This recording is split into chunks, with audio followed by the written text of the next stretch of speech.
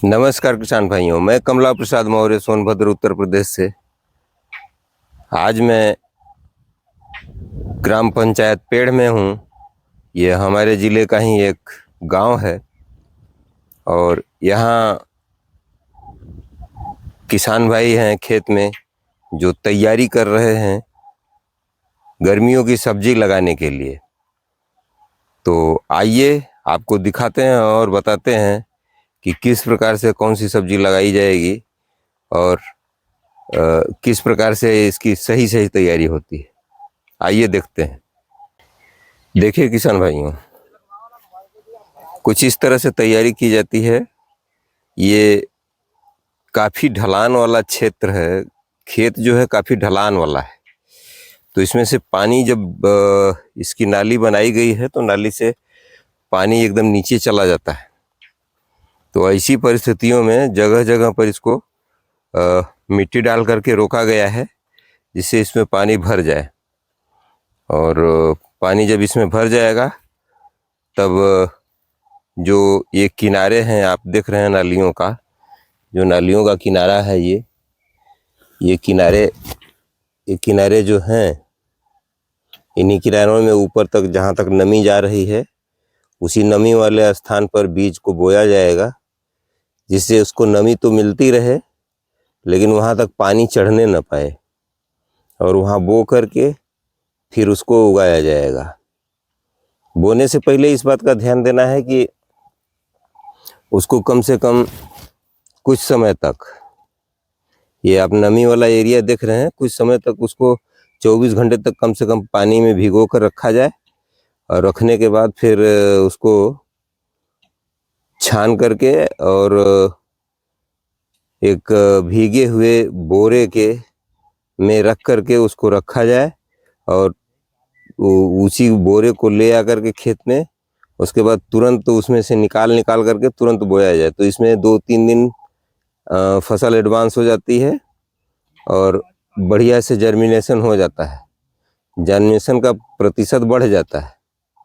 तो इस प्रकार आप लौकी, नेनुआ, करेला या तरबूज, खीरा, इस तरह की सभी फसलों की बुवाई इस प्रकार कर सकते हैं। अगर आप इस तरह की बुवाई करेंगे इस तरह से, अब जैसा कि आप देख रहे हैं यहाँ तक नमी आ गई है, तो इसी नमी में अभी और ऊपर तक आएगी। तो यहाँ ये जगह बना करके इसी में बीज डाल दिया जाएगा और बीज डाल दिया जाएगा तो ये आराम से अंकुरित हो जाएगा। अगर जमने के बाद तुरंत पानी की आवश्यकता होगी तो फिर इसी तरह से नाली में भर दिया जाएगा और उसको पानी मिल जाएगा। तो आप देख रहे हैं, देखिए इधर पानी निकल गया था तो इसको इस तरह से रोका गया है, बीच में ऐसे रोक करके इस तरह से रोक दिया जाता है तो पानी रुक जाता है। तो ढलान वाला क्षेत्र है और बारिश के समय में इसमें सब्जी सरवाइव करती रहेगी। यहाँ बाढ़ नहीं आता है तो बारिश के सीजन में भी ये फसल यहाँ पैसा देगी। आप देख रहे हैं पूरे खेत में इसी तरह से तैयारी की जा रही है। और किसान भाई का विचार है कि इसमें तरबूज लगेगा तो तरबूज की बुआई इसमें अब आज सिंचाई हो रही है। तो आज सिंचाई हो रही है तो इसकी बुआई फिर एक दिन बाद होगी, कल के बाद परसों दिन इसकी बुआई होगी और ज़रूरत पड़ेगी तो फिर इसको पानी देना पड़ेगा।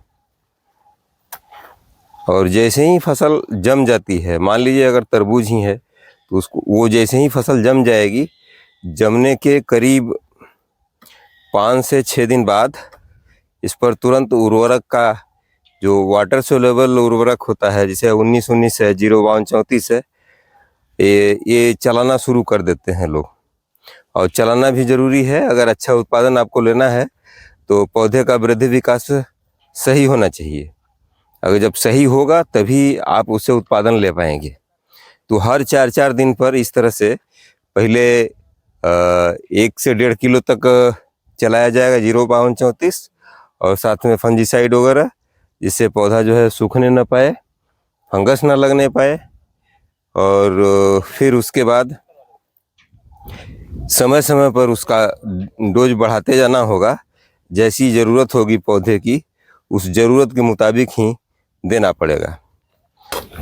जब फसल फ्लावरिंग और फ्रूटिंग पर आती है तो उस समय कुछ ज़्यादा ही डोज बढ़ाना पड़ेगा। तो फ्लावरिंग फ्रूटिंग के समय इसका डोज बढ़ करके 3 किलो प्रति एकड़ तक हो जाता है।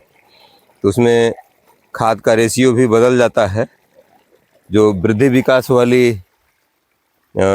खाद होती है उसको न दे करके फिर फलों में मिठास और शाइनिंग लाने वाली दूसरी खादें जैसे पोटेशियम या कैल्शियम नाइट्रेट और फास्फोरस वगैरह का को चलाना पड़ता है। तो निश्चित रूप से अगर ड्रिप और मल्चिंग की व्यवस्था नहीं है तो इसी पानी में ही ड्रेंचिंग कर देनी पड़ती है। जब ड्रेंचिंग हो जाएगी तभी जो है अच्छा से उत्पादन आप ले पाएंगे।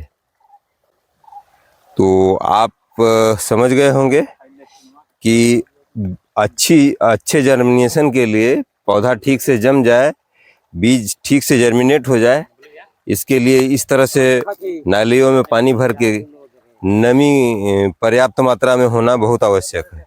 जब ठीक से नमी रहेगी तो निश्चित रूप से पौधा जम जाएगा। तो ध्यान देने वाली योग्य बात यह है कि उसका ट्रीटमेंट जरूर कर लें। एक बात मैं भूल गया था आपको बताना, उसका ट्रीटमेंट जरूर किया जाए कि उसको फंजीसाइड से ट्रीट कर दिया जाए या उसी पानी में भिगो दिया जाए जिस पानी में बीज को भिगोया गया है, उसी में 1 ग्राम या 1.5 ग्राम प्रति लीटर के हिसाब से कार्बेंडाजिम और मैनकोजेब को मिला करके और घोल बना लिया जाए, उसी में डुबो दिया जाए। ये भीग जाएगा, 24 घंटे के बाद निकाल लिया जाए, फिर उस बीज को बोया जाए तो नुकसान नहीं होगा। और बाद में फिर जैसी आवश्यकता पड़ेगी फसल का देख रेख करना और उसको पोषक तत्वों का प्रबंधन करना ये किसान की जिम्मेदारी होती है। और निश्चित रूप से जब वह हर तरह से तटस्थ रहेगा किसान, तो किसान भाइयों इस तरह से जगह जगह ढलान ज़मीन है इसलिए इस तरह से रोका करना पड़ता है। अगर रोका नहीं जाएगा तो पानी पूरा नीचे चला जाता है और जब पानी नीचे चला जाएगा तो नमी पर्याप्त नहीं हो पाएगी। तो जब नमी नहीं होगी तो बीज अंकुरित नहीं होगा, जमेगा नहीं, तो हमको उत्पादन नहीं मिल पाएगा। तो यही कंडीशन है। अगर आप इस तरह से खेती करते हैं और हर बातों का ध्यान रखते हैं तो निश्चित रूप से आपको लाभ होगा। तो किसान भाइयों, आप लोगों से निवेदन है कि अगर आप हमारे नए चैनल पर नए हैं तो चैनल को सब्सक्राइब कर लीजिएगा। अगर यह वीडियो अच्छी लगी हो तो वीडियो को लाइक ज़रूर कर दीजिएगा। साथ में अपने साथी मित्रों और किसान भाइयों में इस वीडियो को शेयर ज़रूर कीजिएगा। अगर आप मुझे फेसबुक पेज पर देख रहे हैं तो फेसबुक पेज पर टॉपर किसान नाम का हमारा पेज है, तो उसको भी आप फॉलो कर सकते हैं और लाइक कर सकते हैं। तो इसी के साथ आज का वीडियो मैं यहीं समाप्त करता हूं। नमस्कार, धन्यवाद, जय जवान, जय किसान।